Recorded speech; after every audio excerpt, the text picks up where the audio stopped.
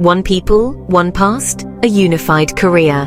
Korea, a nation on the eastern edge of Asia, boasts a rich and vibrant history. Its story is one of resilience, culture, and a deep sense of identity that has been passed down through generations. For centuries, the Korean Peninsula was a unified kingdom, its people sharing a common language, culture, and heritage. This unity was the bedrock of a society that valued harmony and collective progress. From the ancient kingdom of Gojoseon to the Joseon dynasty, Korea flourished as a unified entity, known for its art, literature, and technological advancements.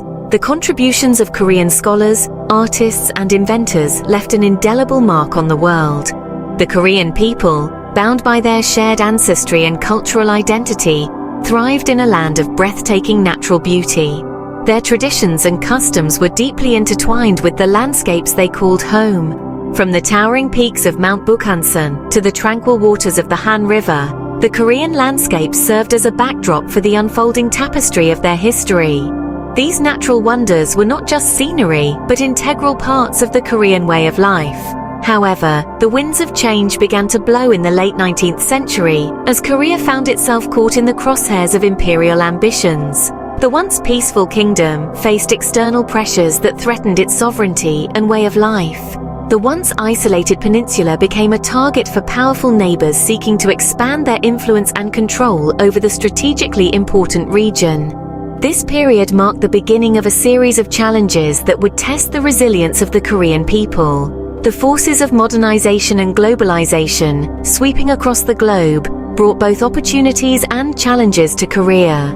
The nation had to navigate the complexities of maintaining its cultural identity while embracing new technologies and ideas. As the 19th century drew to a close, Korea, once a beacon of unity and shared heritage, found itself on the precipice of a tumultuous new era.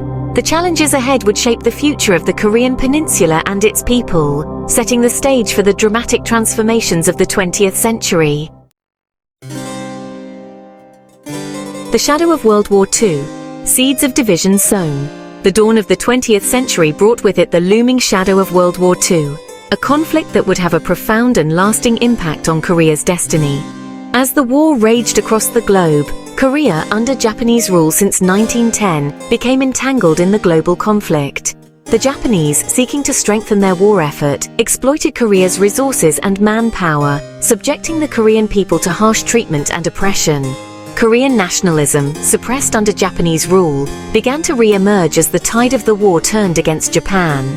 With the defeat of Japan in 1945, Korea's liberation from colonial rule was overshadowed by the emergence of a new global order.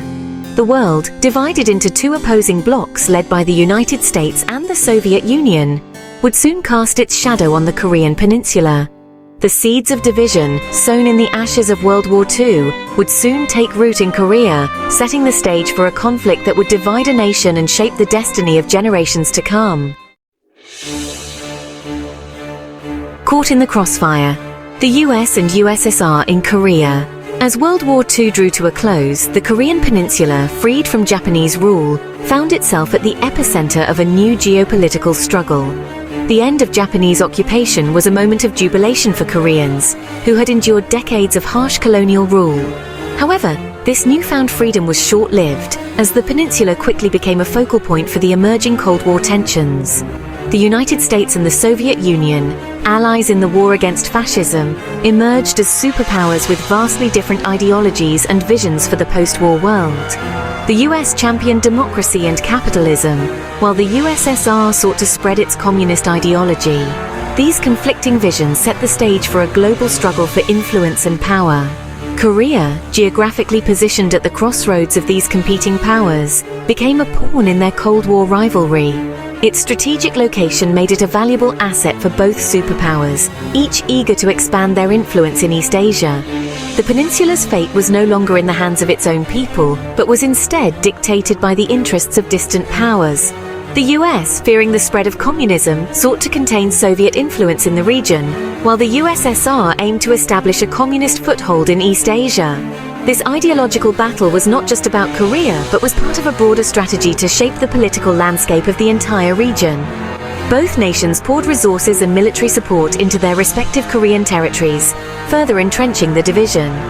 In a hastily arranged agreement, Korea was divided along the 38th parallel, a line of latitude that bisected the peninsula. This division was meant to be temporary, a stopgap measure until a more permanent solution could be found. However, it quickly solidified into a permanent boundary, symbolizing the deep ideological divide between the two superpowers. The Soviet Union assumed control of the north, while the United States took control of the south, effectively splitting the nation in two. This division was not just political but also social and economic, as each side began to develop along different lines, influenced by their respective occupying forces. This arbitrary division, drawn without the consent or consultation of the Korean people, sowed the seeds of division and conflict that would plague the peninsula for decades to come. The Korean people, who had longed for independence and unity, found themselves caught in a struggle between two foreign powers, their hopes for a unified nation dashed. Korea, once a unified nation with a shared history and culture, was now cleaved in two, its destiny held hostage to the whims of superpowers. The cultural and historical ties that had bound the Korean people together for centuries were now overshadowed by the political and ideological divide imposed upon them. This division would lead to a prolonged conflict, shaping the lives of millions and leaving a lasting impact on the Korean Peninsula. Section 4. A divided peninsula, the 38th parallel. The 38th parallel, a seemingly insignificant line of latitude on the map, became a stark symbol of Korea's division. This line, which was initially drawn without much thought, would come to represent a deep and enduring rift between two very different worlds. Drawn in haste as a temporary measure to facilitate the surrender of Japanese forces, this arbitrary boundary would have profound and lasting consequences for the Korean people. The line was meant to be a short-term solution, but it quickly became a permanent fixture, altering the course of history for the Korean Peninsula. Overnight, families and communities were torn apart, separated by an increasingly impenetrable border. The human cost of this division was immense, as loved ones found themselves on opposite sides of a fortified line, unable to reunite. The 38th parallel, once a line of mere geographical significance, transformed into a political and ideological barrier, separating two emerging states with divergent political systems and ideologies. This division was not just physical, but also deeply ideological, as the two Koreas developed in starkly different directions. In the north, under the leadership of Kim Il-sung, a communist state modeled after the Soviet Union took shape. Kim Il-sung's vision for North Korea was one of strict control and centralized power, with the state overseeing all aspects of life. The Democratic People's Republic of Korea, or DPRK, emerged, embracing a centralized economy, a one-party system, and a cult of personality centered around its leader. The state promoted a narrative of self-reliance and military strength, with Kim Il-sung at the heart of its identity.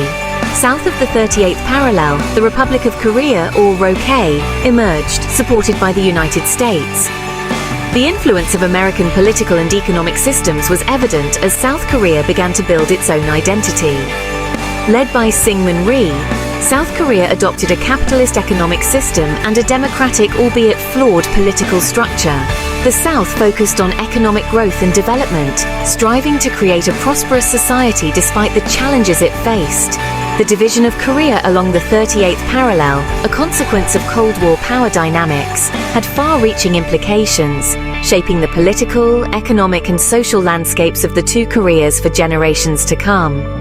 This division not only affected the Korean Peninsula, but also played a significant role in the broader context of global politics during the Cold War era. The legacy of the 38th parallel continues to influence the region, as the two Koreas remain divided to this day, each with its own unique path and challenges. Section 5. Two Leaders, Two Visions, Kim Il-sung and Syngman Rhee. As the 38th parallel solidified as a political and ideological divide, two contrasting figures emerged as leaders of the two Koreas, Kim Il-sung in the north and Syngman Rhee in the south.